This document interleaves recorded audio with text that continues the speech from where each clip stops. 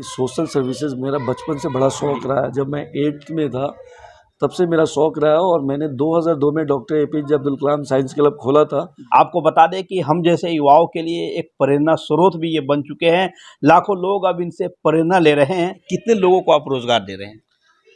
आज के दिन में अल्हम्दुलिल्लाह कम से कम हमारे साथ 200 लोग जुड़े हुए हैं ग्रुप ऑफ कंपनीज़ में। मैंने अपना नया सेटअप, नया लाइसेंस लेके स्टार्ट किया। अल्हम्दुलिल्लाह अभी 3 कंपनी मैं रन कर रहा हूँ वहाँ पे। अभी तक आपको किन किन कठिनाइयों का सामना करना पड़ा? कठिनाइयाँ तो बहुत सारी चीज़ें आई हैं। नमस्कार, आप देख रहे हैं AHO न्यूज़। मैं हूँ आपके साथ आरिफ हयात। इस वक्त मेरे खास कार्यक्रम, खास मुलाकात में एक ऐसे व्यक्ति मौजूद हैं जिन्होंने मोतिहारी ही नहीं बल्कि विदेशों में इस डंका बजाने का इन्होंने काम किया है। दरअसल आपको बता दें कि इनका नाम मोहम्मद इब्राहिम है, जो मोतिहारी के निवासी है। इन्होंने इस उम्र में दुबई में जाकर के एक बड़ी कंपनी की स्थापना की है, जिसके बाद इन्होंने पिछले कई वर्षों से रोजगार देने का काम कर रहे हैं। आपको बता दें कि हम जैसे युवाओं के लिए एक प्रेरणा स्रोत भी ये बन चुके हैं। लाखों लोग अब इनसे प्रेरणा ले रहे हैं। आज सीधा इनके संघर्ष की कहानी के बारे में हम इनसे जानने की कोशिश करेंगे। सर, सबसे पहले तो आपका बहुत बहुत स्वागत है AHO न्यूज़ पे पहली बार आने के लिए। Thank you so much mister Arif. Sir, सबसे पहले तो आप अपना पूरा परिचय दें हमारे दर्शकों को।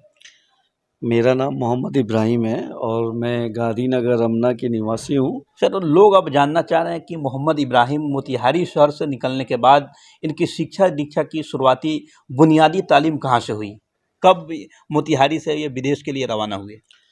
हमारी बुनियादी तालीम मोतिहारी से हुई, बट मैंने होटल मैनेजमेंट कोलकाता SBIHM से किया।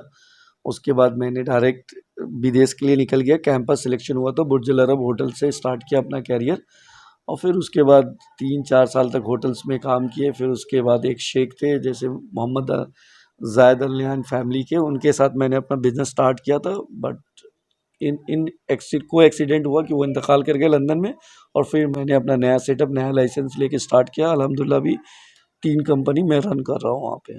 कितने लोगों को आप रोजगार दे रहे हैं?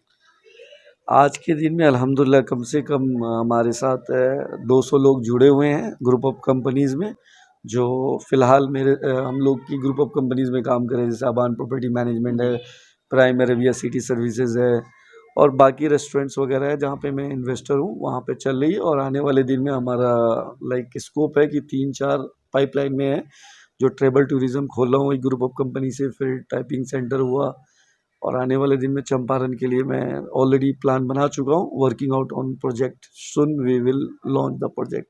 सर, जिस तरह से बिहार की अगर बात की जाए तो हम लोग बिहार से ही आते हैं और बिहार के जो लाखों युवा हैं इस वक्त बेरोजगार हैं। उनके जो पेरेंट्स होते हैं या खुद को सोचते हैं कि हमें सरकारी जॉब मिलनी चाहिए, लेकिन बिहार सरकार के द्वारा उस तरह की कोई वैकेंसी नहीं आने के कारण अक्सर लोग बेरोजगार हो जाते हैं। लेकिन आपने उन लोगों के लिए एक रास्ता, एक दरवाज़ा खोलने का काम किया है। तो उन युवाओं के लिए आप क्या मैसेज देना चाहेंगे? क्या करना चाहिए उनको लाइफ में? जैसे मैं बहुत बार बताया और इस बार भी बता रहे हैं कि देखिए, कोई भी बच्चा सरकारी नौकरी, कोई ज़रूरी नहीं है कि सरकारी नौकरी मिलेगी तो ही जॉब करेंगे या तो नहीं करेंगे। हम यही कहना चाहते हैं कि अपने आप में कॉन्फिडेंस लाएं और आज के दिन में जैसे देखें देश और विदेश और यहाँ पे भी अपने आप बिजनेस करना एक बहुत बड़ा एक ये है, क्योंकि गवर्नमेंट जॉब में एक सैलरी फिक्स हो जाती है और साल 2 साल में चेंज हो। बट बिजनेस इसलिए मैं बोलूँगा, मोटिवेट करो, क्योंकि बिजनेस में क्या होता है कि आप अपना आज स्टार्ट करें 10,000 से, कल वो 20,000 में आएगा। आने वाले कल में वो मिलियंस एंड मिलियंस का टर्नओवर होगा। तो मुझे कहना ये है कि प्राइवेट नौकरी के पीछे ना भाग, सरकारी नौकरी के पीछे ना भाग के प्राइवेट में अपना कैरियर स्टार्ट करें। और कैरियर पहले आप अपना कहीं से भी, कोई भी मल्टी सिटी से स्टार्ट करें, एज ए सेल्स हो या मैनेजर हो, जो भी हो। फिर अपनी कंपनी खोले और स्टार्टअप करें। हमें लगता है कि प्राइवेट जॉब से, प्राइवेट बिजनेस से सरकारी जॉब से ज़्यादा कमा सकते हैं और आने वाले कल में आप एक नाम भी कर सकते हैं। सर, अभी तक आपको किन किन कठिनाइयों का सामना करना पड़ा? कठिनाइयाँ तो बहुत सारी चीज़ें आई हैं। जैसे मैं बिहार से था और मैं जब दुबई में गया था तो when I started my career, वहाँ पे अराउंड द वर्ल्ड 120 नेशनलिटी काम करती है, America, London, Japan, Malaysia. So there was language was issue, English हमारी जो प्रोनाउंसिएशन होती है वैसे नहीं थी, बट वो रही। फिर उसके बाद कम्युनिकेशंस रहे। फिर उसके बाद अपना what we can say trade license, हम बिजनेसमैन बैकग्राउंड से थे नहीं, तो बहुत सारे लाइसेंस, इकोनॉमी लाइसेंस, सारी चीज़ का पता करना पड़ा। तो ये सारी चीज़ें परेशानी नहीं आई, बट पता करना पड़ा, बट अभी इजी है। इन सब परेशानियों से खुद को कैसे अलग थलग की? सिंपल सा, जो भी परेशानी थी सबसे पहले मैंने अपने आप को एक्शन प्लान बनाया। एक्शन प्लान में देखा क्या क्या चीज़ें हमें नहीं पता है, उस हिसाब से मैं एक्शन प्लान के हिसाब से जो हमारे जानने वाले लोग थे उनसे जाके हम मशवरा लिया, प्लस हम खुद गवर्नमेंट ऑफिस विजिटेड किया, पूरी लाइसेंस फी ये वगैरह लेके फिर मैंने अपना कैरियर स्टार्ट किया। चंपारण एक क्रांतिकारी की भूमि रही है और देखा भी जाता है कि यहाँ के युवाओं के अंदर टैलेंट की कोई कमी नहीं होती, लेकिन गरीबी के कारण वह लोग आगे नहीं बढ़ पाते हैं, कोई प्रोजेक्ट नहीं डाल पाते हैं। तो क्या वैसे युवाओं को आप अपने तरफ से कुछ सहयोग करेंगे? ज़रूर आरिफ, जैसे मैंने आप लोग से भी डिस्कस किया है, जो भी बंदे यहाँ पे हैं अगर उसके पास टैलेंटेड है, प्रोजेक्ट प्लान हो या कुछ बिजनेस करना चाहते हैं या कुछ करना चाहते हैं बट फाइनेंशियल नहीं है, तो उस बंदे के लिए, उस लोगों के लिए मैं हमेशा रेडी हूँ। मुझे भी ये शौक़ है कि ताकि वो लोग मेरे पास प्रोजेक्ट प्लान लाएँ। अगर वो अच्छा वाला प्रोजेक्ट प्लान है जहाँ 10 या 20 लोगों को रोज़गार मिले, तो please most welcome to come my home और visit my Facebook, contact me so I can sit with them and I will see मतलब उनका क्या प्रोजेक्ट प्लान है और क्या ROI है और किस तरह से लाभवंत हो सके। मैं हूँ और 10-15 लोग हों।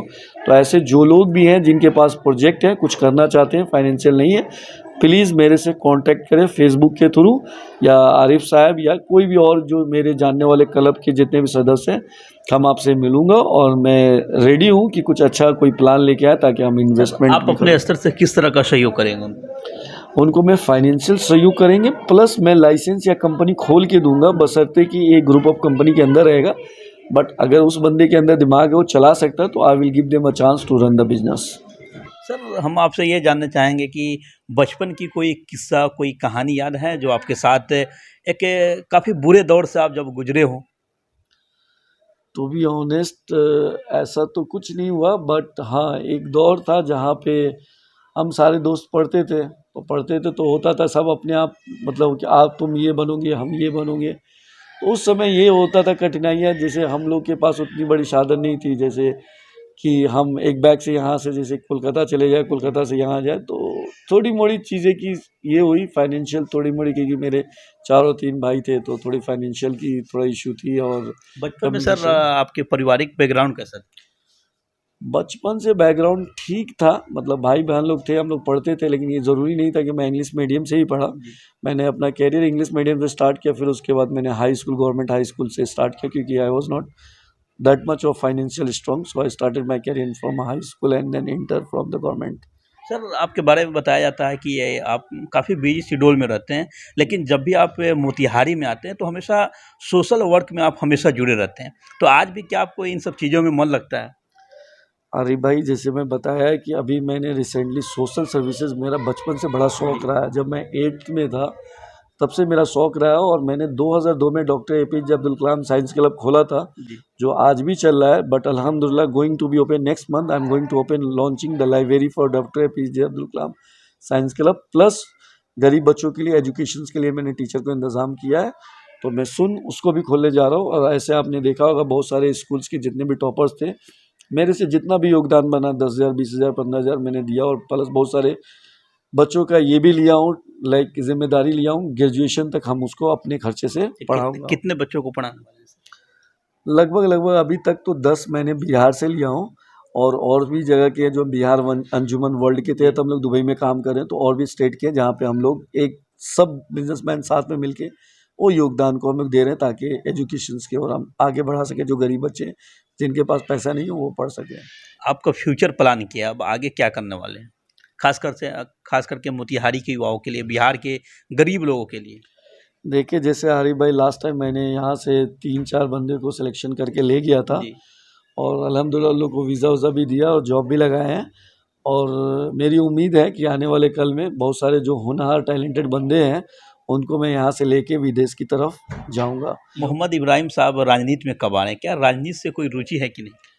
अरे भाई, बता दें, हमें कोई राजनीति से कोई भी शौक़ नहीं है। लास्ट इंटरव्यू में भी हम बहुत सारे चैनल्स को बोला हूँ, नहीं है, लेकिन खुदा न खास्ता कभी ज़रूरत पड़ेगा तो अगर आना होगा तो इन फ्यूचर नहीं पता, लेकिन फ़िलहाल अभी नहीं होगा, क्योंकि मेरी कुछ सोच है जो चंपारण के लिए मैं करना चाहता हूँ, वो अभी हम बता नहीं सकता हूँ मीडिया पे, ये सीक्रेट रख रहा हूँ। लेकिन आने वाले 4 से 5 साल के अंदर एक बहुत बड़ा स्कूल मदरसा कम स्कूल्स का जी। हम गठन करने जा रहे हैं, एकेडमिक सिर्फ एजुकेशन की ओर बच्चों को ले जाने के लिए।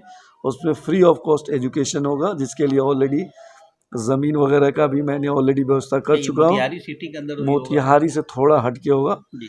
बट मैं ज़रूर करूँगा इसको। हम सेक्रेटरी को जब हम करूँगा इंशाल्लाह सारे लोग जानेंगे। और ये सोच है कि हम अपने लिए बहुत कुछ कर लिए, अपने लिए दुबई में मकान ले लिए, अपने लिए कमा लिए, बच्चों के लिए कमा लिए, फैमिली के लिए कमा। अब मुझे शौक है कि अब हम अपने ज़रूरतमंद लोगों के लिए काम करूँ मार्केट में, तो इंशाल्लाह मैं ज़रूर करूँगा और कर रहा हूँ। जो आप लोग इर्द गिर्द देख रहे हैं, पहले पर्दों के पीछे करता था, अभी आप लोग के थ्रू थोड़ा हमें प्लेटफॉर्म मिल रहा है जहाँ पे हम बात कर सक रहे हैं और लोगों तक बात को पहुँचाया जा रहा है। कीमती समय देने के लिए सर आपका बहुत बहुत धन्यवाद। Thank you so much for coming and taking my interview.